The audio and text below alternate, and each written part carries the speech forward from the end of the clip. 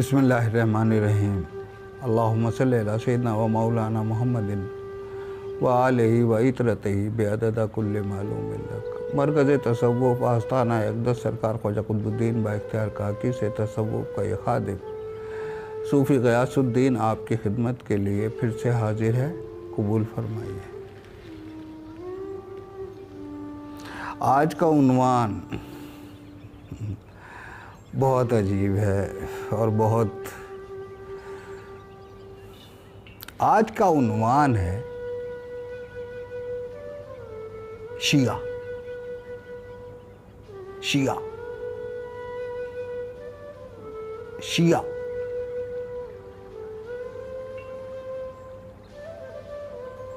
अरे बाजी, शियाओं के घरों का पानी नहीं पीना चाहिए, पानी वो थूक के पिलाते हैं।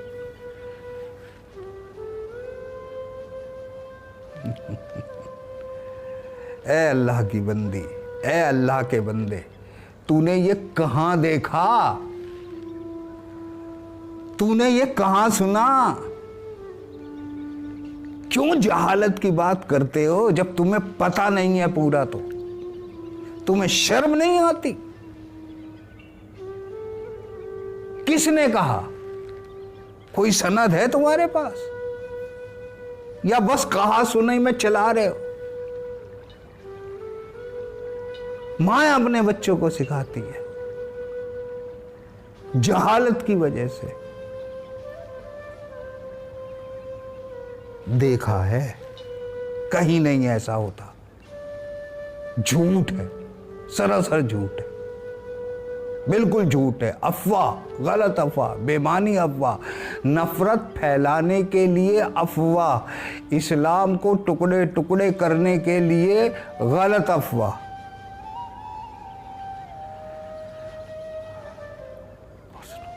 अरे मियाँ खान साहब, आपको क्या पता, ये जो शिया है ना, इन्होंने ही इमाम हुसैन का कत्ल किया था। और अब ये जो मातम करते हैं ना, ये अपनी गलती पे रोते हैं। और चाय की सोडगी चल रही है। वो कह रहा है अच्छा, बोले और क्या? हाय हाय, गलती हो गई। कहाँ से सुन लिया बे तूने? अबे कहाँ से सुना, कहाँ से पढ़ा? शिया लफ्ज़ के मायने जानता है, शियाने अली लफ्ज़ के मायने जानता है। आगे बयान करेंगे। ये गुलाम ये कहना चाहता है, और भी बहुत सारी बातें मैं आपके सामने बयान करता हूँ।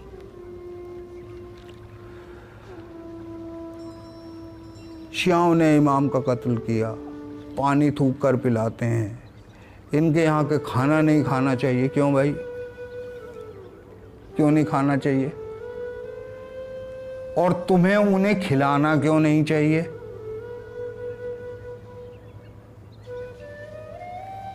तुम्हें उन्हें खिलाना क्यों नहीं चाहिए और उनके यहाँ का खाना क्यों नहीं खाना चाहिए? बड़े अदब से, एहतराम से खाना चाहिए, पंजतन पाक का शुक्र करके खाना चाहिए। अच्छा, एक और जो सबसे ख़तरनाक है, इनके दिमागों के हाल देखिए, इनके दिमागों के हाल। इनकी मजलिस में जब मजलिस ख़त्म होती है तो बत्तियां बुझा दी जाती हैं और अंधेरे में बदकारी होती है, बुरा काम होता है। ये भी है। आज बिल्कुल आप आज़ाद हैं, आप अपनी बात का जो भी कमेंट्स करेंगे या जो भी बात पहुंचाना चाहेंगे उसके लिए आप आज़ाद हैं। और वो आपके इल्म का, कि आपको इल्म कितना है, इन्फॉर्मेशन कितनी है, सही इल्म कितना है, गलत इल्म कितना है, आप अफवाहों को इल्म मानते हैं, आपके कमेंट्स से ये साबित होगा। शिया लफ्ज़ के मायने होते हैं जानिसार। पूरा लफ्ज़ है शियाने अली, अली के जानिसार, मेरे मौला के जानिसार।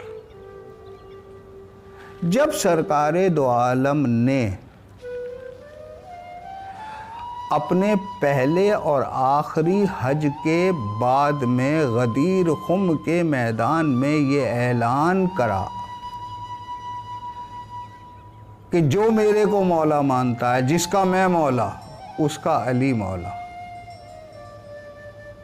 اس کے بعد پیغمبر سرکار دو عالم کی وراثت پر اٹھنے والے سارے سوال ختم ہو جاتے ہیں۔ ایک عام لفظ ہے جسے کہا جاتا ہے الیکشن۔ سرکار دو عالم کے وصل مبارک کے بعد ایک بانس کا بنا ہوا بڑا جھونپڑا، جس کا صحیح پروناؤنسیشن شاید صحیفہ یا سقیفہ ہے، سقیفہ، سقیفے کے اندر الیکشن کے ذریعے ایک رضی اللہ عنہ کو پیغمبر کا خلیفہ اور بادشاہ الیکشن کے ذریعے چنا گیا۔ اس کو کہتے ہیں، اب کہنے لگے ہیں، اس وقت تو ایسا سمجھیے کہ ایک پرائم منسٹر یہ کہہ رہا ہے کہ تجھے ہوم منسٹری ملے گی تو میری سپورٹ کر، تجھے ڈیفنس ملے گا تو میری سپورٹ کر، تجھے یہ منسٹری ملے گی تو میری سپورٹ کر۔ آج کل کے جیسا دور چل رہا ہے اس میں بہت اچھی طریقے سے سمجھ سکتے ہیں، بالکل اسی طریقے سے کہ تجھے وہاں کی گورنری ملے گی تو میرے سے بیعت کر، تجھے وہاں کا یہ ملے گا تو میرے سے بیعت کر، تجھے اتنا ملے گا تو یہاں میرے سے بیعت کر۔ اس طریقے سے الیکشن کے ذریعے بادشاہی خلیفہ چنا گیا، سرکار دو عالم کا خلیفہ، وراثت وہیں محفوظ۔ اس کے بعد اس کی وصیت کے مطابق پھر بادشاہی خلیفہ چنا گیا، پھر اس کے بعد اس کی وصیت کے مطابق پھر بادشاہی خلیفہ چنا گیا۔ اس غلام کو کوئی بھی دقت نہیں ہے اس دور کے 25 سال کے، تقریباً 25 سال کا وقت ہوگا، 25 سال کے وقت میں ان رضی اللہ عنہ کو بادشاہ ماننے سے۔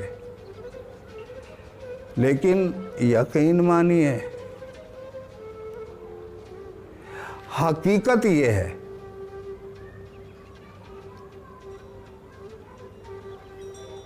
کہ لفظوں کے اعتبار سے کچھ کہو، مقام کے اعتبار سے کچھ کہو، لیکن لاکھ لوگ کوشش کریں، لیکن تاریخ میں یہ درج ہو چکا ہے کہ بس وہ ایک ہی ہاتھ تھا جسے پیغمبر نے پکڑ کر اٹھا کر ہزاروں لوگوں کے سامنے یہ بیان کیا، جس کا میں مولا ہوں اس کا علی مولا ہے۔ اب الیکشن سے جسے مرضی چنتے رہو۔ تو جو ان کے جانثار خم غدیر کے میدان سے تھے اور مولا کی حمایت میں رہے، وہ شیعان علی کہلاتے ہیں۔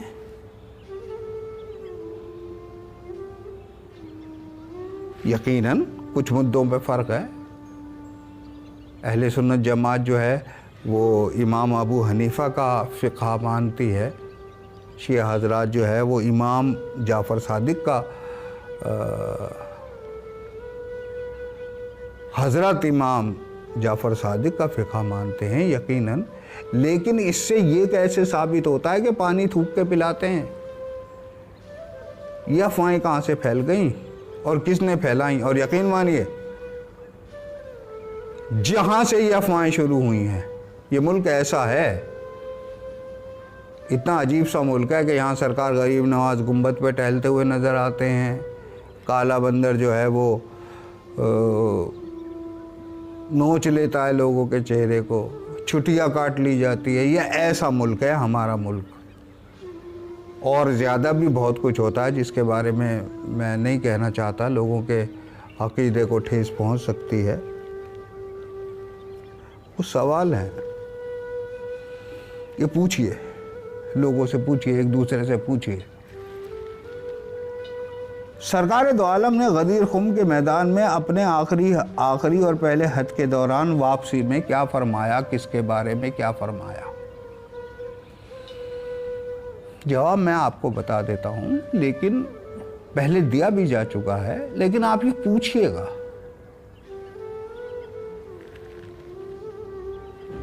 بے شک حضرت مولا علی کرم اللہ وجہہ الکریم کو اپنا علمی وارث اور دنیاوی وارث دونوں وراثتیں سونپی. دوسرا, الیکشن کے ذریعے کون پہلا اسلامی بادشاہ بنا اور کیسے؟ یہ سوال نہیں, اس کا جواب نہیں دوں گا میں آپ کو. بادشاہ ہونا الگ بات ہے, اللہ کا خلیفہ ہونا الگ بات ہے, پیغمبر کا وارث ہونا الگ بات ہے.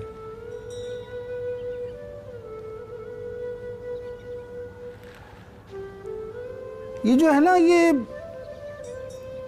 اجماع امت ایک نئی ٹیکنیک ہے, ایک نیا طریقہ ہے. کیا اللہ تعالیٰ نے کسی کو امت سے صلاح لے کر پیغمبر بنایا؟ کیا ایسا کوئی ریکارڈ ہے, کوئی ایسی وہ ہے؟ کیا حضرت آدم علیہ السلام کی جب نیک اور معصوم ملائکہ نے سب نے ایک منہ ہو کر مخالفت کری کہ یہ تو زمین پر جا کر فساد پھیلائے گا, تو وہاں تو اجماع ملائکہ تھا, باری تعالیٰ نے ان کی مانی. جو تم نے پیمانہ بنا رکھا ہے اجماع امت, جو بات سب لوگ کہہ دیں وہ صحیح ہوگی, کیا ثبوت ہے اس بات کا؟ اس بات کی کیا گارنٹی ہے کہ اللہ جو کہے وہ صحیح ہے, یا جو 10 آدمی مل کر ایک منہ ہو کر کہیں وہ صحیح ہے؟ اور آج کل کے ماحول میں بس جدھر ایک بھیڑ ادھر ساری بھیڑیں چلے جا رہی ہیں. کند کر دیا گیا مذہب کے نام پر. یہ جو اجماع امت ہے نا, اس سے ذرا ہوشیار رہنے کی ضرورت ہے. الیکشن کے ذریعے کون پہلا بادشاہ بنا اور کیسے؟ اور اب تیسرا سوال, پیغمبر باری تعالیٰ بنا کے بھیجتا ہے یا الیکشن کے ذریعے چنا جاتا ہے؟ اگر الیکشن کے ذریعے نہیں چنا جاتا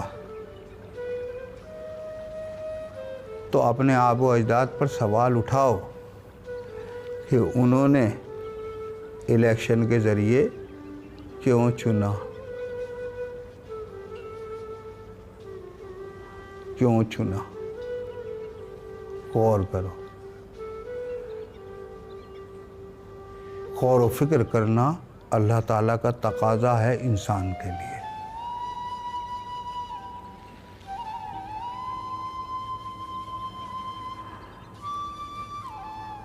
اور آخر میں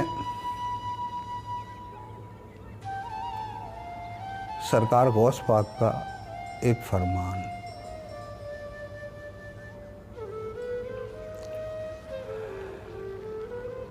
ظلم کرنے والا مظلوم کی دنیا بگاڑتا ہے اور اپنی آخرت. ظلم کرنے والا مظلوم کی دنیا بگاڑتا ہے اور اپنی آخرت. ایک اور ضروری خبر جو آپ تک پہنچانی تھی, ابھی پچھلے دنوں بامبے سے عثمان غنی بھائی تشریف لے کے آئے, رات کو تقریباً 11 بجے کے قریب۔ تصوف کا یہ خادم دیر تک جاگتا رہتا ہے۔ انہوں نے بہت لوگوں سے درگاہ شریف میں پتہ کیا، سب جانتے ہوئے کسی نے پتہ نہیں بتایا، جبکہ مرکز تصوف درگاہ سے جڑا ہوا ظفر محل کی طرف ایک تصوف کا مرکز ہے، ایک بلڈنگ ہے جس کا بورڈ باہر سے دکھتا ہے، لیکن کسی نے نہیں بتایا۔ وہ آئے کہنے لگے صوفی صاحب بہت لوگوں سے پوچھا، کسی نے نہیں بتایا۔ پھر یہ آخر میں جو ہے ایک شخص ملے، یہ بیچارے یہاں تک لے آئے۔ تو اس غلام نے بھی اور عثمان غنی بھائی نے بھی ان کا شکر ادا کیا، اور بہرحال وہ رسمی بات کے بعد اس غلام کے منہ سے نکل گیا کہ میاں کافروں کا پتہ کون بتانا پسند کرتا ہے، کوئی نہیں بتاتا۔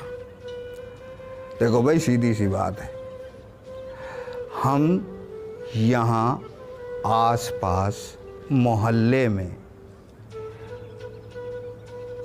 ان کے عقیدے کے حساب سے ہم ان جیسے نہیں ہیں، اس لیے ہم کافر ہیں ان کی نظر میں۔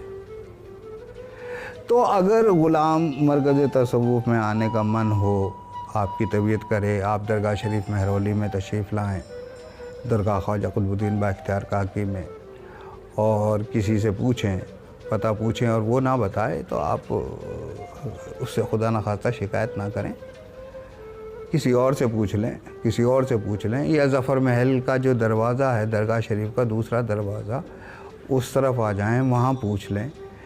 درگاہ شریف میں اندر غلام کے والد صاحب کا حجرہ ہے، وہاں پوچھ سکتے ہیں، لیکن یقین مانیے درگاہ شریف سے 20 قدم کی دوری پر، تقریباً 20-25 قدم کی دوری پر مرکز تصوف ہے، درگاہ شریف سے بالکل جڑا ہوا، درگاہ شریف کے اندر سے ہی راستہ ہے۔ تو ان لوگوں کو چھوڑ دیجئے، آپ پتہ پوچھنا ہے تو وہاں غلام کے والد صاحب کا حجرہ ہے، وہاں پوچھ سکتے ہیں، اور لوگوں سے پوچھ سکتے ہیں، یہ بھی پوچھ سکتے ہیں صوفی غیاث الدین نام کا کافر کہاں رہتا ہے، منافق کہاں رہتا ہے، کیونکہ ان کی نظر میں یہ غلام کافر ہے۔ وہ بہت اچھے مسلمان ہیں، الحمدللہ انہیں مبارکباد دی جاتی ہے کہ ان کے اگر ایمان میں اضافہ ہو سکتا ہے تو ان کے ایمان میں اور اضافہ ہو، کیونکہ وہ تو یہ سمجھتا ہے کہ ایمان بھی کمزور اور مضبوط ہو جاتا ہے۔ بڑی عجیب سی بات ہے، ابے ایسا کائے کا ایمان ہے جو یار کمزور ہو جاتا ہو؟ وہ ایمان ہی کیسا ہوا جو کمزور ہو جاتا ہو یار؟ سنا سنایا ایمان ہے، الیکشن کے ذریعے لیا ہوا ایمان ہے، یہ بات ہے۔ تو بہرحال لب و لعاب یہ کہ مرکز تصوف درگاہ شریف سے جڑے ہوئی جگہ پر، درگاہ شریف کے ساتھ ایڈجنٹ تصوف کے ایک مرکز کا نام ہے، جس میں گراؤنڈ فلور پہ خانقاہ ہے۔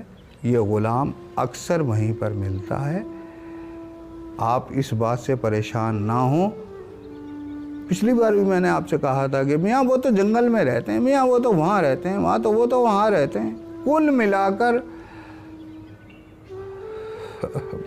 بس مجھے یقین ہے آپ بہت سمجھدار ہیں، مجھے یقین ہے۔ بہت بہت شکریہ، سلامتی کی دعا، بہت بہت شکریہ۔